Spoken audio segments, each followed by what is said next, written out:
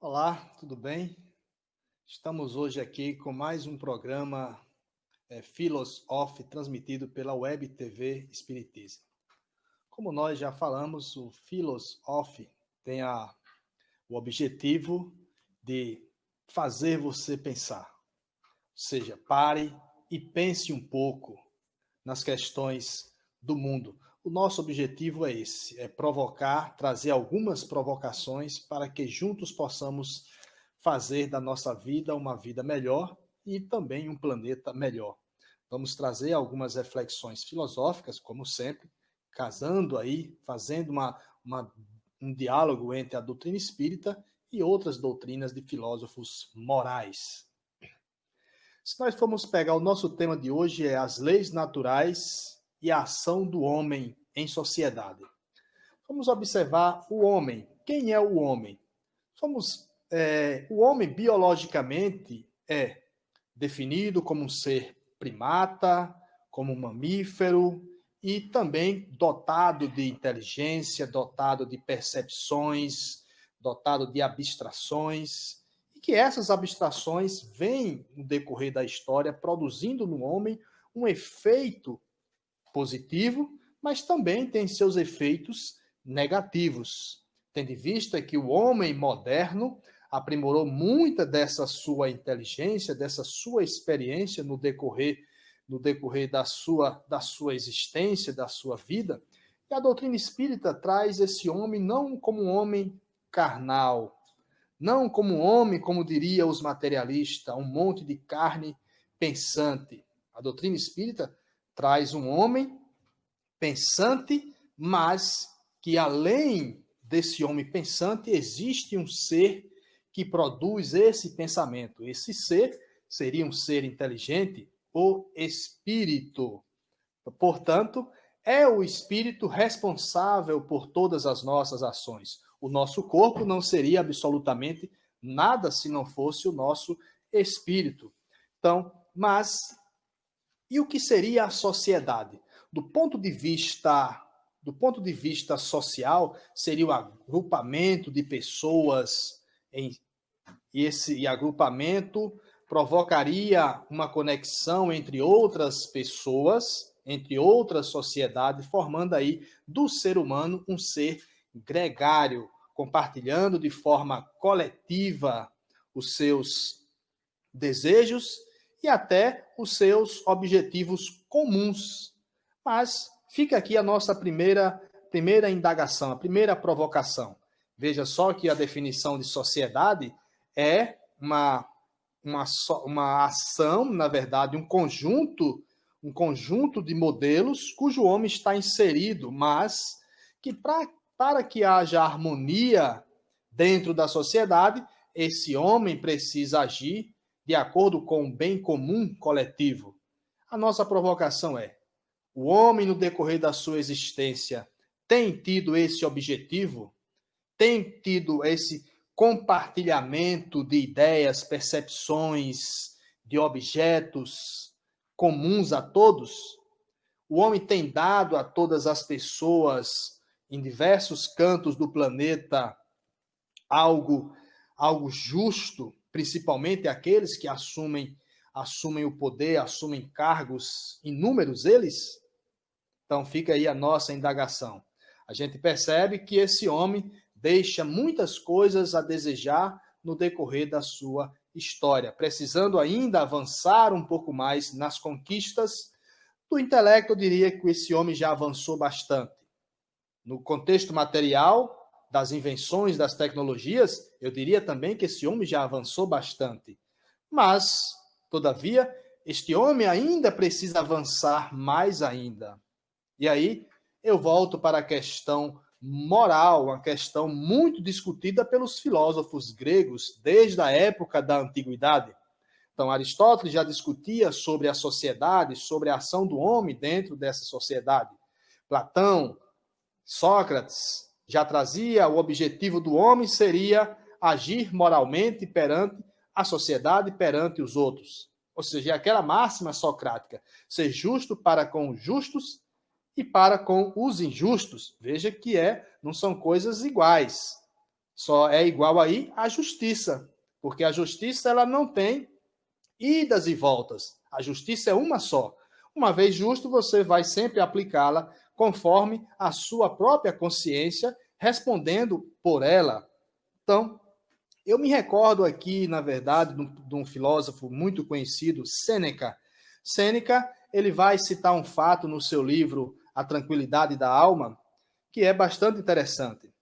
Lá ele cita o fato de que 1.300 pessoas teriam sido mortas pelos 30 tiranos de Atenas. E aí aquelas pessoas, todas elas em Atenas, estavam todas comovidas e com medo dos tiranos. E quem consolou essas pessoas? Dentre elas haviam os senadores de Atenas. Quem consolou? Sócrates, o grande filósofo da moral, o grande filósofo grego, dizendo para eles para terem calma, dizendo para eles serenizar os pensamentos.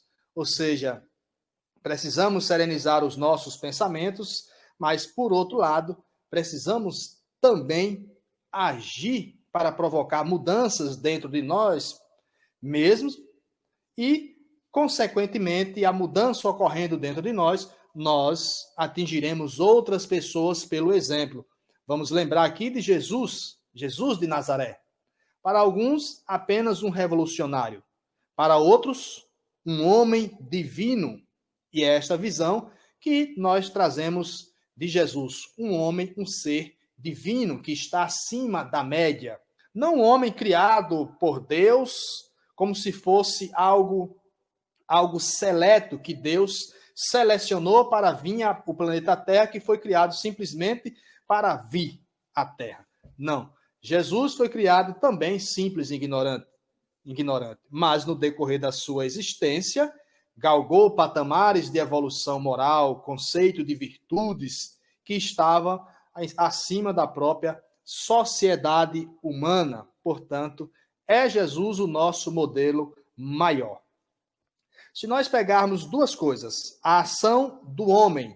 A ação do homem seria algo dirigido para o mundo mental, provocando assim uma ação interna, provocando, consequentemente, mudanças no próprio homem, e saiu uma colocação, bem lembrar, de Descartes. Então, Descartes vai trazer isso como uma ação interna, mas que provoca uma ação externa no mundo. Outra coisa é a paixão. A paixão é algo estático, é aquilo que vem às vezes vem da sua percepção do mundo mental, o desejo que eu crio perante as coisas, e as coisas me provocam desejos também. Por exemplo, se eu vejo um bolo de chocolate, por exemplo, aqueles que gostam muito de chocolate, o bolo vai provocar uma certa percepção, causando aí uma espécie de paixão, de desejo para comer o bolo.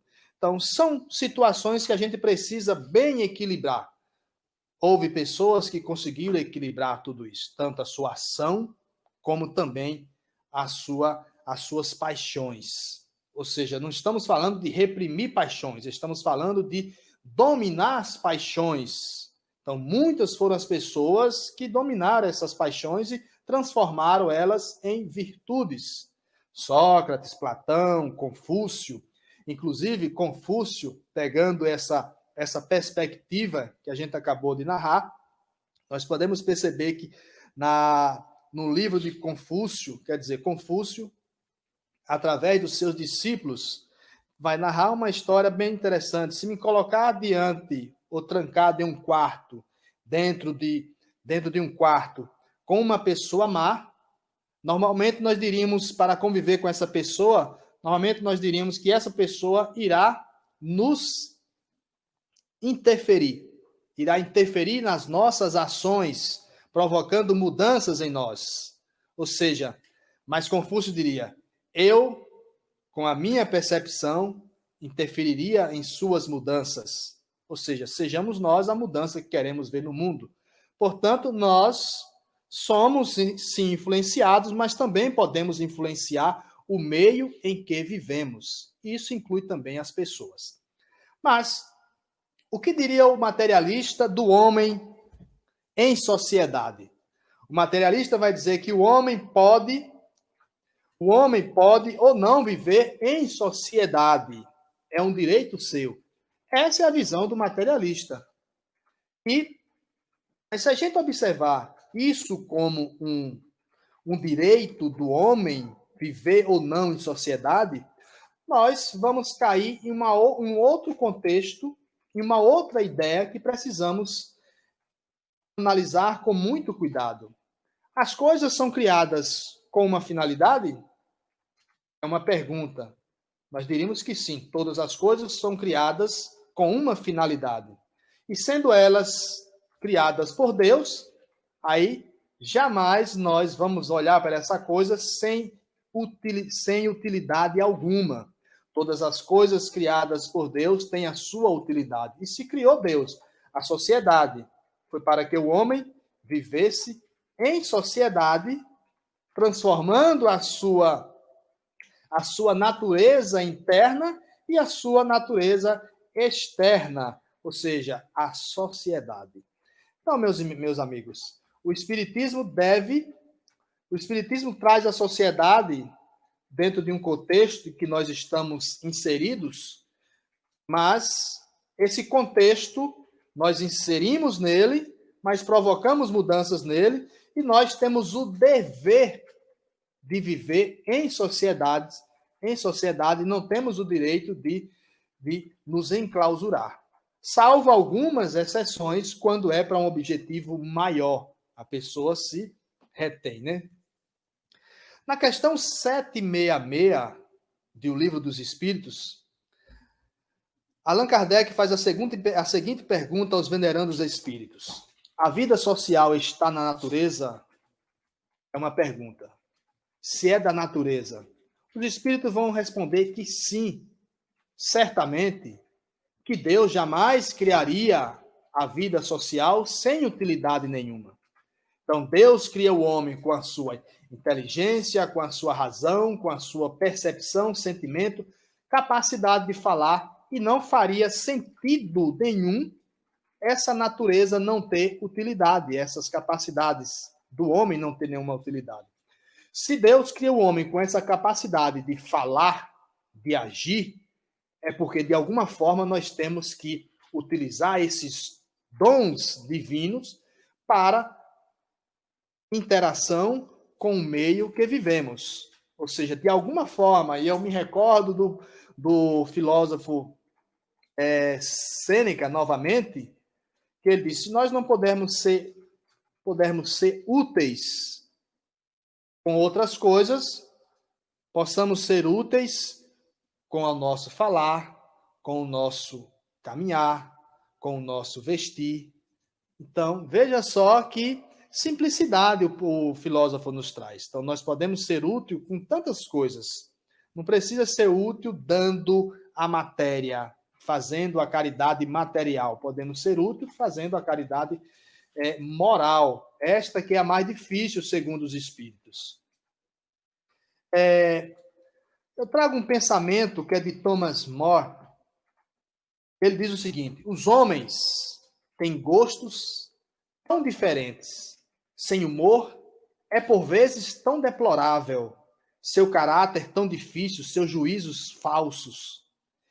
Olha, se nós pegarmos esse pensamento, vamos mergulhar não naquela época em que Thomas More escreveu o livro, vamos mergulhar na nossa própria sociedade.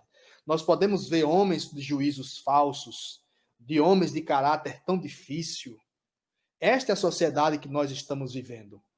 As pessoas falam sobre sociedade, falam sobre filosofia, falam sobre o homem, mas será que o homem avançou desde a sua criação?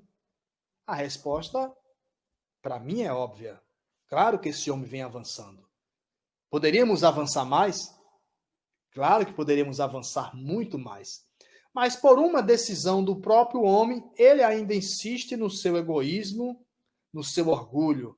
São duas chagas terríveis da humanidade. Se o homem abandonar o egoísmo e o orgulho, a humanidade avançará em pulos. na verdade. É dever de viver na sociedade não colocando limites. Colocando limites, ou seja, vivemos na sociedade, esse é o objetivo maior. Não. Não é esse ensinamento que os filósofos trazem para nós. O objetivo e o ensinamento dos filósofos é nos trazer uma visão acima de tão somente viver na sociedade. Ou seja, nós vivemos nas sociedades para servir os outros. Mas eu vou servir a ninguém, ninguém me serviu, mas vamos pensar um pouco. Vamos lembrar do nome do nosso programa, Philos Off. Pare e pense. Ou seja, meus amigos, se nós não trabalhamos para ajudar o próximo, para ajudar o próximo a viver melhor, isso tem um impacto negativo ou positivo em nossa sociedade, até em nós mesmos. Claro que o impacto é negativo. Vejamos a grande quantidade de desigualdade social que existe no planeta. Vejamos a grande quantidade de delinquentes que existe no planeta. Vejamos a grande quantidade de assassinatos que existe no planeta. A grande quantidade de revoluções, de guerras. Por que tudo isso existe? Se nós pegarmos a definição do materialista, o materialista vai dizer, mas aí é um problema de cada um. Mas não há um contrassenso em dizer que a sociedade é um conjunto onde as pessoas vivem de forma gregária, todos pelo bem comum, e ao mesmo tempo nós dizemos que a sociedade é cada um por si e Deus por todos nós? Será que não entramos em uma contradição? Se nós darmos as mãos no sentido de ajudar o outro com educação, com cultura, com lazer, será que a sociedade não melhoraria? Será que os aspectos de criminalidade também não melhoraria? Por que eu tenho tanta ânsia, tanta avareza em acumular para mim, sendo que o meu semelhante passa por necessidades mínimas, condições mínimas, nós não conseguimos dar à nossa sociedade. Há pessoas que vivem à margem da sociedade. Por que tantas pessoas têm muito, poucas pessoas têm muito, e muitas têm tão pouco? Será que não seria a hora de nós pensarmos em uma sociedade mais justa, mais igualitária? Não no sentido de todos iguais. Todos iguais. Isso seria uma utopia de fato, mas seria no sentido de as pessoas no planeta terem pelo menos o mínimo para viver. Essa é uma lei que nós devemos fazer uma observação muito criteriosa. A lei de Deus ela é justa.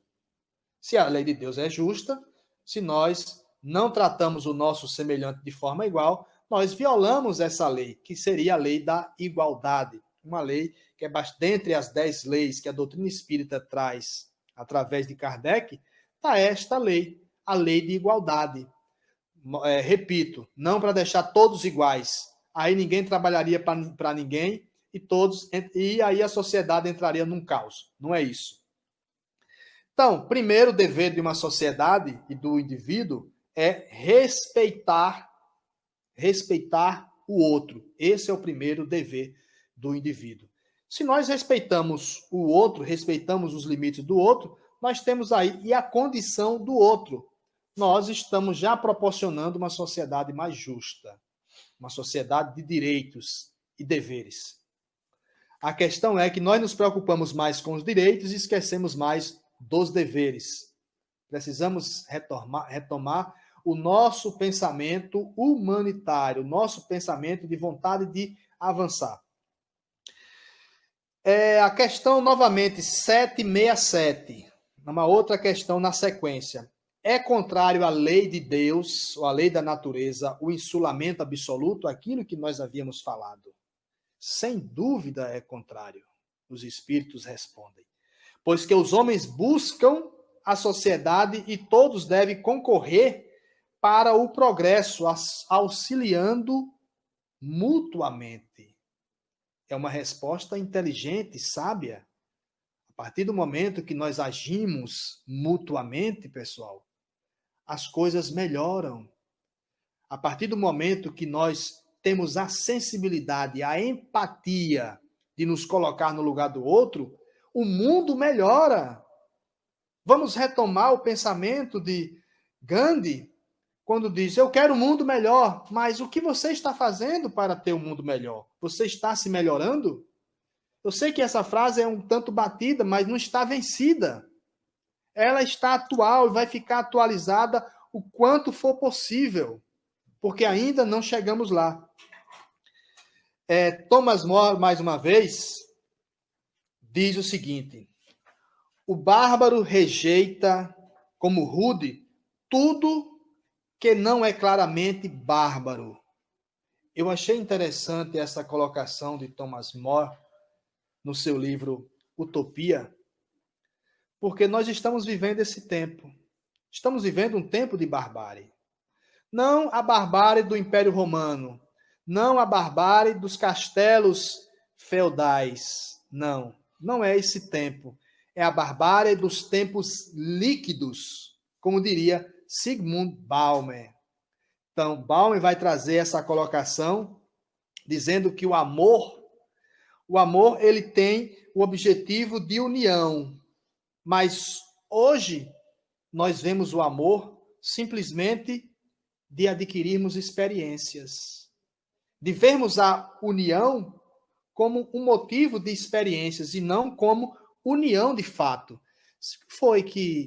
Onde será que nós erramos?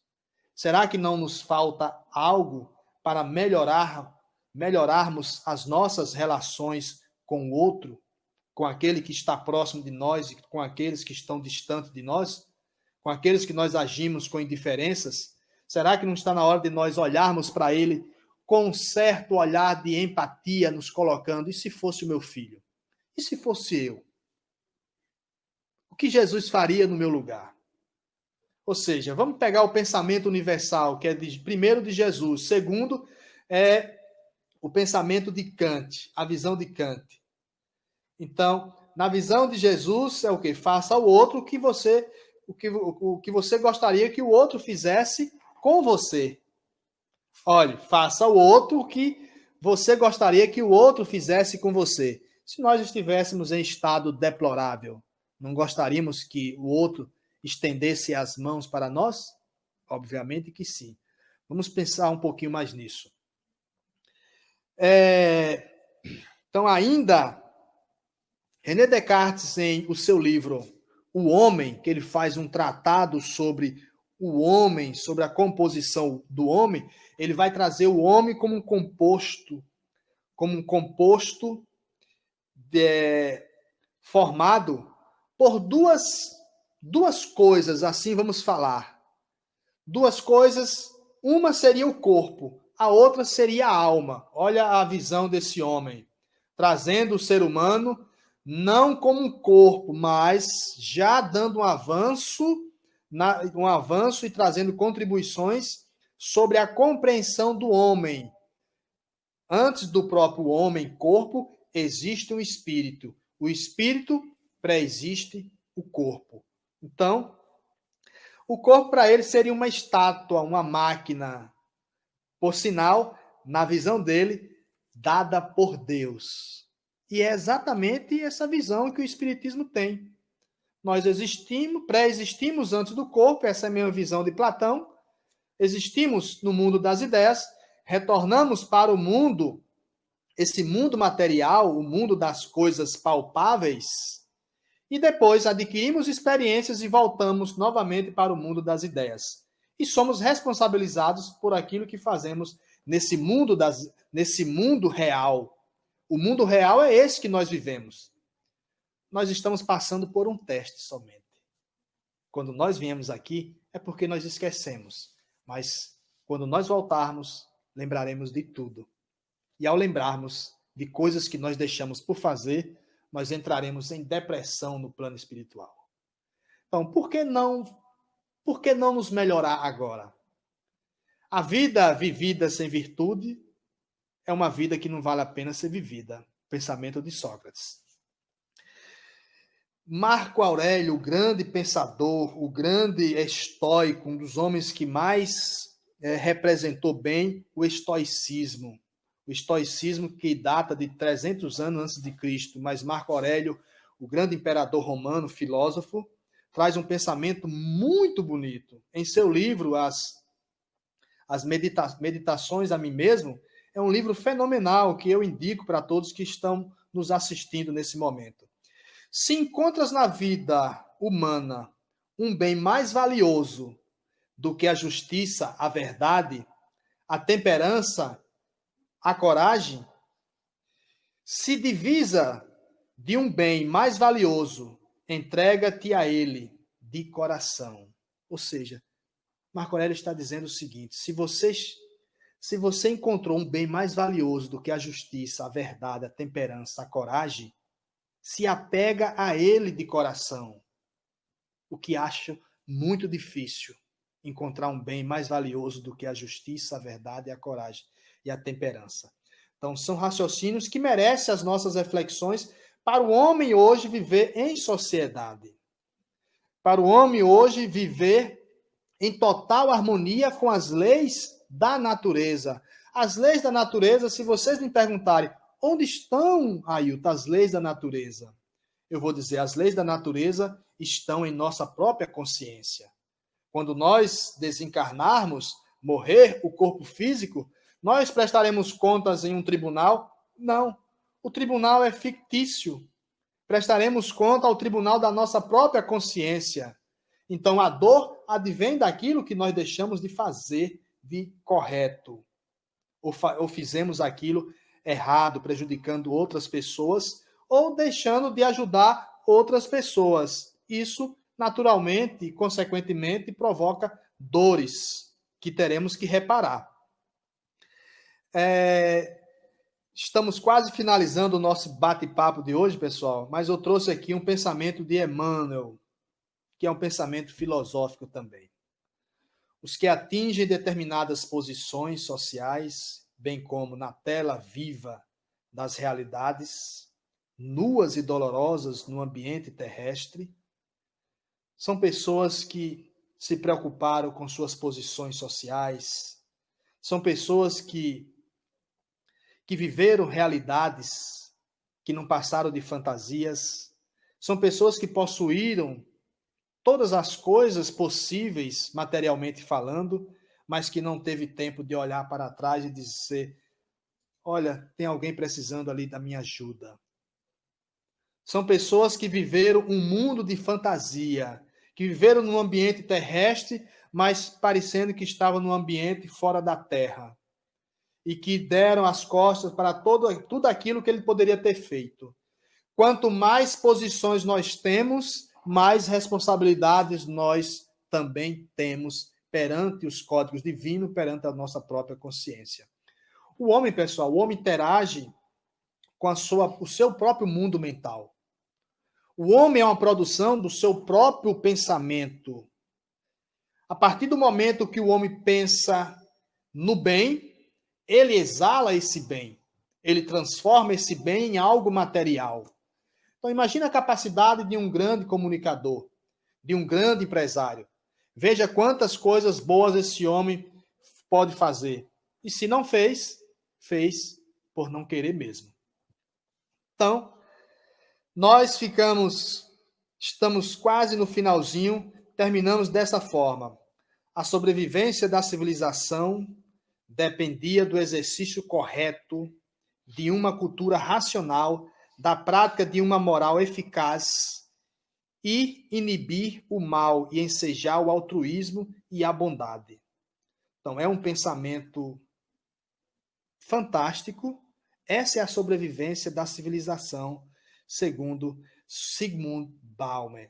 Então, nós ficamos por aqui com as nossas reflexões deste domingo. Todos os domingos, melhor dizendo, às 17 horas, nós temos esse encontro aqui no Philos Off, transmitido pela Web TV Espiritismo. Então, deixe os seus comentários sobre temas que vocês gostariam de ouvir e nós tenhamos aqui, né, o grande sacrifício de buscar, né, compreender, de buscar estudar e pensar e agirmos juntos, estudarmos juntos. Essa é a nossa proposta.